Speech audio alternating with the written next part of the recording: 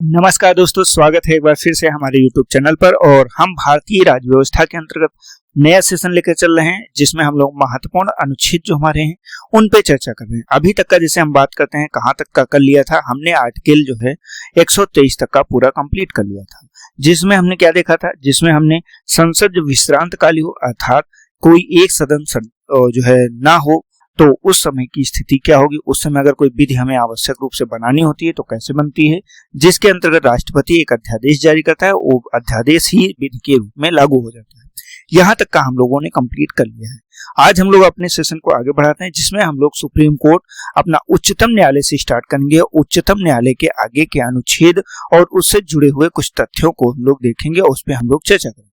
तो यहाँ पे पहला जो हमारा अनुच्छेद है 124 संख्या अनुच्छेद है, जो कि क्या कहता है उच्चतम न्यायालय की स्थापना एवं गठन के बारे में। यहाँ से सुप्रीम कोर्ट की जो है गठन किया जाता है। साधारण सा आपसे प्रश्न पूछा जाता है कि उच्चतम न्यायालय की स्थापना किस अनुच्छेद के अंतर्गत की जाती है, तो अनुच्छेद संख्या 124 हो जाती है। वहीं पे अगर हाई कोर्ट की बात करते हैं जो राज्यों के लिए स्थापित की जाती है, इसके लिए कौन सा आर्टिकल जिम्मेदार है, तो उसके लिए 214 आर्टिकल के अंतर्गत जो है हाई कोर्ट की स्थापना की जाती है। इस चीज को यहाँ पे याद रखिए। अब जैसे बात करते हैं भाषा की, तो यहाँ पे जो आपके उच्चतम न्यायालय की भाषा होती है, लैंग्वेज होती है, वो भी आपके इसी आर्टिकल के अंतर्गत दिया गया है। हाई कोर्ट का जो है हाई कोर्ट का 214 के अंतर्गत दिया गया है। और भाषा क्या होती है, भाषा सिर्फ और सिर्फ इंग्लिश का ही प्रयोग किया गया है, जब तक कि जो है अन्य कोई भाषा संसद द्वारा ना बनाई जाए। तो यहाँ पे कौन सी भाषा हो जाएगी, इंग्लिश भाषा ही रहेगी। अब देखिए यहाँ पे उच्चतम न्यायालय की स्थापना और गठन की अगर हम चर्चा करें तो एक चीज हमें समझना जरूरी है कि भारत की जो आपकी जुडिशरी व्यवस्था ये कैसे लागू होती है, ये एकीकृत व्यवस्था को यहाँ पे लागू किया जाता है। अब एकीकृत व्यवस्था आखिर है क्या, तो एकीकृत व्यवस्था में सबसे ऊपर कौन सी आ जाती है, सुप्रीम कोर्ट आ जाती है। ये किसके लिए होती है, ये केंद्र के लिए बेटा हो जाती है। और वहीं पे इसके नीचे कौन आता है, तो इसके नीचे आपका हाई कोर्ट जाता है। ये कहाँ के लिए, ये राज्यों के लिए। तो अगर एक तरह से देखें केंद्र में कितनी सुप्रीम कोर्ट स्थापित हैं, एक ही सुप्रीम कोर्ट स्थापित है। वहीं पे हाई कोर्ट की बात करते हैं तो हाई कोर्ट सभी राज्यों को अगर मिलाया जाए, केंद्र शासित प्रदेशों को मिला दिया जाए तो टोटल 25 संख्या हो जाती है यहाँ पर। इसके बाद आपके अधीनस्थ न्यायालय हो जाती है। ये कैसी व्यवस्था है, ये आपके यहाँ की एकीकृत व्यवस्था है।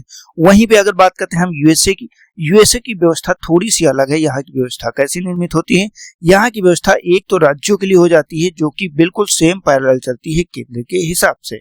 मतलब जिस तरह से केंद्र में एक फेडरल कोर्ट की स्थापना होगी, उसी तरह से राज्यों में भी एक फेडरल कोर्ट की स्थापना, मतलब सुप्रीम कोर्ट की स्थापना की जाएगी। उसी तरह से राज्यों में भी आपकी फेडरल कोर्ट भी होगी और उसी के साथ में राज्यों में आपकी उसकी निचली अदालत भी होगी। तो इसलिए इस तरह से आपका यहाँ पे चलता है। अच्छा, इस तरह का जो एकीकृत सिस्टम है भारत में, ये कहाँ से अपनाया गया है, ये भारत शासन अधिनियम 1935 से अपनाया गया है। भारत शासन अधिनियम 1935 इसी के माध्यम से यहाँ पे इसे अपनाया गया है। तो एक तरह से देखें तो भारत में क्या है, एकीकृत व्यवस्था है, और यूएसए में आपकी दोहरी व्यवस्था है। ठीक है, प्रांत और राज्यों की अलग अलग। क्लियर, इस चीज को याद रखिएगा। चलते हैं हम इसी के साथ थोड़ी सी और यहाँ पे एक जानकारी ले लेते हैं कि अगर हम बात करें कि हमारे प्रथम जो मुख्य न्यायाधीश थे वो कौन थे। यहाँ पे कितने लोगों को पता है, तो प्रथम जो मुख्य न्यायाधीश थे वहां पे एच.जी. कानिया साहब है। इनका नाम जरूर याद रखिएगा, एच.जे. कानिया। क्लियर। और वर्तमान की अगर बात करते हैं कि वर्तमान में कौन है, तो वर्तमान में बेटा आपका सूर्यकांत जी है, सूर्यकांत। तो इन दो लोगों को नाम याद रखना है। ये कैसे हैं, ये फर्स्ट न्यायाधीश हैं, चीफ जस्टिस ऑफ इंडिया। ये आपके वर्तमान है। वर्तमान समय में अगर बात करते हैं कि कितने टोटल न्यायाधीशों की संख्या होती है, तो कुल न्यायाधीशों की जो संख्या होती है ये 33 प्लस 1 होता है, एक मुख्य न्यायाधीश होता है, तो टोटल संख्या 34 होती है। वहीं पे मूल संविधान की अगर बात करते हैं तब कितनी थी, तो वहां पे 7 प्लस 1 था, मतलब टोटल 8 न्यायाधीश हुआ करते थे मूल संविधान में। लेकिन वर्तमान समय में आपके 34 न्यायाधीश यहाँ पे होते हैं। क्लियर बेटा, इस चीज को यहाँ पे याद रखिएगा। हम बढ़ते हैं अपने अगले जो है अनुच्छेद पे, जो हमारा महत्वपूर्ण है 127 नंबर। ये क्या कहता है तदर्थ न्यायाधीशों की नियुक्ति के बारे में।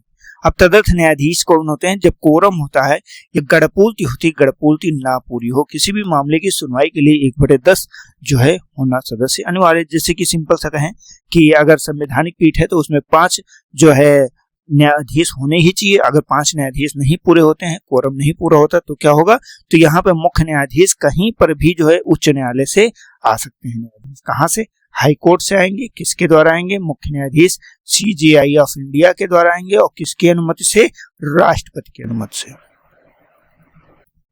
राष्ट्रपति की अनुमति से, राष्ट्रपति ने अनुमति दे दिए, CJI ने रिक्वेस्ट कर दिया, और किसी भी हाई कोर्ट से एक न्यायाधीश मुख्य न्यायाधीश में काम करने के लिए या कोरम पूरा करने के लिए आ जाता है। यही सेम व्यवस्था राज्यों के लिए भी लागू होती है आर्टिकल संख्या 224 के अंतर्गत। इस चीज को याद रखिएगा। अगले अनुच्छेद पे चलते हैं। अनुच्छेद संख्या है 129। ये क्या कहता है, उच्चतम न्यायालय का अभिलेख न्यायालय होने वाला। ठीक, इसमें क्या है, इसमें सुप्रीम कोर्ट का जो है कोर्ट ऑफ रिकॉर्ड कहा जाता है। इसमें जो भी इसके निर्णय होते हैं वो एक जो है किसके रूप में यूज किए जाते हैं, एक आपके एविडेंस के तौर पे यहाँ पे जो है कार्रवाइयों को जो है लिखा जाता है या संरक्षित रखा जाता है। ठीक, पहली चीज क्या है, आदेश क्या है, आदेश हमेशा संरक्षित रहते हैं, संरक्षित होते हैं आदेश। इस चीज को यहाँ पे याद रखना है। और साथ में एक चीज होता है अवमानना पर दंड देने की सजा, अवमानना पर दंड देने का अधिकार। अगर इनका निर्णय नहीं माना जाता है, अवमानना होती है, तो ये सुप्रीम कोर्ट आपका जो है दंड भी दे सकता है। सेम प्रक्रिया आपके राज्यों की हाई कोर्ट के लिए भी लागू होता है। उसके लिए आर्टिकल चेंज हो जाता है, आर्टिकल 215 हो जाता है। मतलब सुप्रीम कोर्ट का अभिलेख न्यायालय 129 में है, वहीं पे हाई कोर्ट का अभिलेख न्यायालय होना आपका 215 के अंतर्गत दिया गया है। ये दोनों चीजों को आपको याद रखना है, मोस्ट इंपोर्टेंट आर्टिकल है, कई बार पेपर में पूछे जा चुके हैं। अगले अनुच्छेद पे चलते हैं। अनुच्छेद संख्या 130 क्या कहता है, उच्चतम न्यायालयों का स्थान। कि आखिर उच्चतम न्यायालय का स्थान कहाँ पे होगा। अगर राज्यों की बात करते हैं तो हर राज्यों में एक रहता है, लेकिन सुप्रीम कोर्ट का अगर बात करते हैं तो सामान्यतः ये कहाँ है, ये आपका दिल्ली में जो है इसका उच्च स्थान है। जैसे कि यहाँ पे राष्ट्रपति चाहे तो उसके अनुमोदन से यहाँ पर आपके अन्य स्थान पे भी वैकल्पिक व्यवस्था हो सकती है, लेकिन वो सिर्फ वैकल्पिक व्यवस्था रहेगी, वो परमानेंट व्यवस्था नहीं है। राज्यों की भी न्यायालय जो है राज्यों के अंतर्गत जहाँ पे सुटेबल होता है वहां पे स्थापित की जाती है।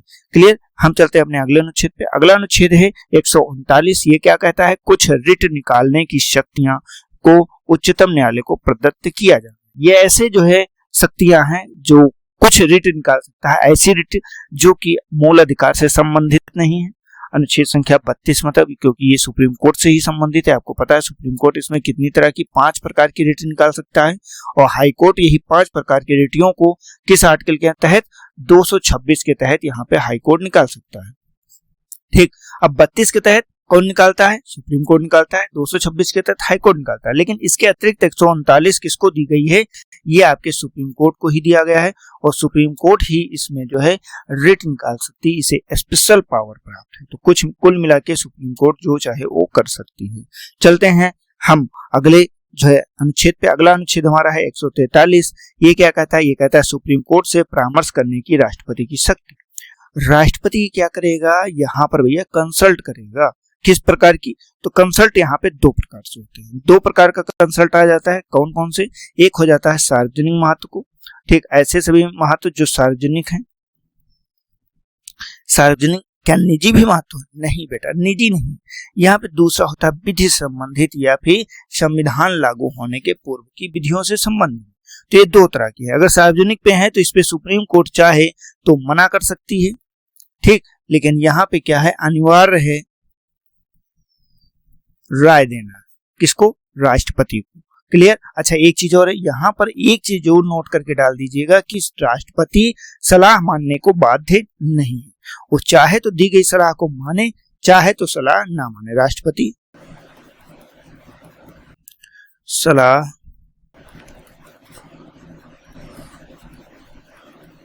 मानने को बाध्य नहीं है। क्लियर। इस चीज को जरूर से जरूर याद रखिएगा, किसी भी प्रकार से बाध्य नहीं है। हम चलते हैं अपने अगले अनुच्छेद पे। अगला अनुच्छेद हमारा है 148 संख्या। इसमें क्या कहता है, भारत के नियंत्रक एवं महालेखा परीक्षक की बात कर रहा है, controller auditor general of India के बारे में। तो ये क्या है, इसकी नियुक्ति कौन करता है, तो बेटा इसकी नियुक्ति आपके राष्ट्रपति के द्वारा की जाती है। नियुक्ति कौन करता है,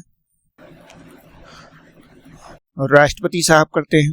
और इनका काम क्या होता है? इसका काम होता है भारतीय लेखा परीक्षण करना, एवं लेखा विभाग का जो मुखिया होता है वो यही होता है, एवं जो भी लोक वित्त होता है, लोक वित्त का पूरी तरह से संरक्षक इसी को माना जाता है। और ये किसके प्रति उत्तरदायी होता है? तो ये पूरी तरह से संसद के प्रति उत्तरदायी होता है। तो इस चीज को यहाँ पे क्या रखना है? आपको याद रखना है। हम चलते हैं अपने अगले अनुच्छेद पे। अगला अनुच्छेद हमारा है 149। ये क्या कहता है? कहता है भारत के नियंत्रक एवं महालेखा परीक्षक की कार्य एवं शक्तियों के बारे में। इसमें वो कहाँ कार्य कर सकता है? तो इसमें पूरे भारत में कार्य कर सकता है।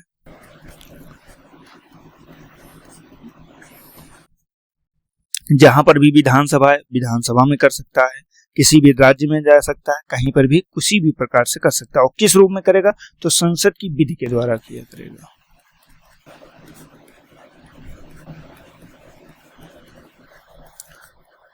विधि के द्वारा। क्लियर? तो इस चीज को यहाँ पे आपको याद रखना है। क्लियर हो गया बेटा? तो यहाँ पे ये हो गया। अब चलते हैं हम अपने अगले अनुच्छेद पे। अगले अनुच्छेद से हमारा जो अगला भाग स्टार्ट हो जाता है, भाग 6। ये किससे संबंधित है? ये पूरी तरह से आपके राज्यों से संबंधित है, राज्यों की शक्तियों के बारे में संबंधित है, जिसमें हम लोग ज्यादा चर्चा नहीं करेंगे क्योंकि पहले हम इस बारे में काफी सारी चर्चा कर चुके हैं। जब केंद्र का हम पढ़ रहे थे उसी समय राज्यों के बारे में हमने काफी सारी चीजें आपको बताई हैं। अब बस यहाँ पे ओवरव्यू एक बार देख लेते हैं कि क्या है, कैसे है। जैसे कि क्या कहता है, आर्टिकल संख्या 153 से शुरुआत करते हैं। ये राज्यों के राज्यपाल के बारे में बात करता है। गवर्नर्स आपके जो स्थापित किए गए हैं, गवर्नर्स के बारे में एक चीज याद रखिएगा जो आपसे प्रश्न भी पूछा चुका है, 2 या ठीक अधिक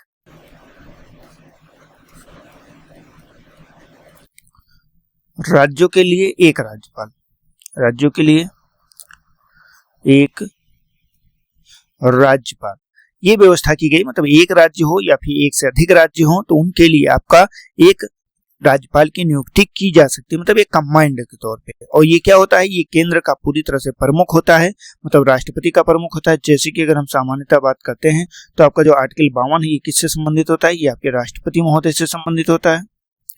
अब ये जो व्यवस्था की गई, ये व्यवस्था मूल संविधान में लागू नहीं थी। ये किससे लागू किया गया? 7वें कॉन्स्टिट्यूशन अमेंडमेंट एक्ट से 1956 में इसे लागू किया गया, जिसमें आपका 2-3 चीजें प्रमुख अमेंडमेंट की जाती हैं। एक तो राज्य के राज्यपालों को किया गया, साथ में सुप्रीम हाई कोर्ट के बारे में भी यही जो है संशोधन किया गया कि एक या एक से अधिक राज्यों के लिए एक जो है आपका न्यायालय की स्थापना की जा सकती है। यहाँ पे क्या है? यहाँ पे आपका केंद्र का प्रमुख हो गया। नियुक्ति कौन करता है? राष्ट्रपति करता है। यहाँ पे पदावधि राष्ट्रपति के प्रसाद पर्यंत तक का होती है। अवधि प्रसाद पर्यंत, ठीक, मतलब जब तक राष्ट्रपति चाहे तब तक यहाँ राज्यपाल अपने उस पे रह सकते हैं। क्लियर इस चीज को? चलते हैं अगले अनुच्छेद पे। अगला है आर्टिकल संख्या 154। जैसे जिस तरह से आर्टिकल संख्या 53 कहता है केंद्र में, उसी तरह से राज्यों के लिए 154 है। राज्य की कार्यपालिका शक्ति किस में निहित है? तो ये आपके यहाँ पे राज्यपाल में निहित होती है। केंद्र में किस में? राष्ट्रपति में निहित होती है, यहाँ पे राज्यपाल में निहित होती है। अब इसका प्रयोग कैसे वो करते हैं? इसका प्रयोग वो तो स्वयं कर सकते हैं, या स्वयं, या किससे? या अधीनस्थों के द्वारा, अधीनस्थ के द्वारा। अब अधीनस्थ में कौन आ जाता है? यहाँ पे एक आर्टिकल और आ जाता है। जिस तरह से केंद्र में आता है उसी तरह से यहाँ पे 163 लागू हो जाता है, जिसमें आपका काउंसिल ऑफ मिनिस्टर मतलब मंत्रिपरिषद के निर्माण की बात की गई है। मंत्रिपरिषद, ये मंत्रिपरिषद कैसी होगी? तो ये राज्यों के लिए मंत्रिपरिषद की निर्माण किया जाएगा। क्लियर? चलते हैं हम अपने अगले अनुच्छेद पे। अगला अनुच्छेद कहता है 155 राज्यपाल की नियुक्ति के संदर्भ में। तो नियुक्ति कैसे होगी? ये राष्ट्रपति के द्वारा होगी, हमने पहले ही बता दिया है।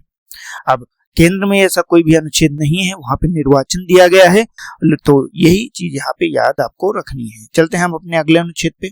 हमारा अगला अनुच्छेद 156, इसमें क्या कहता है?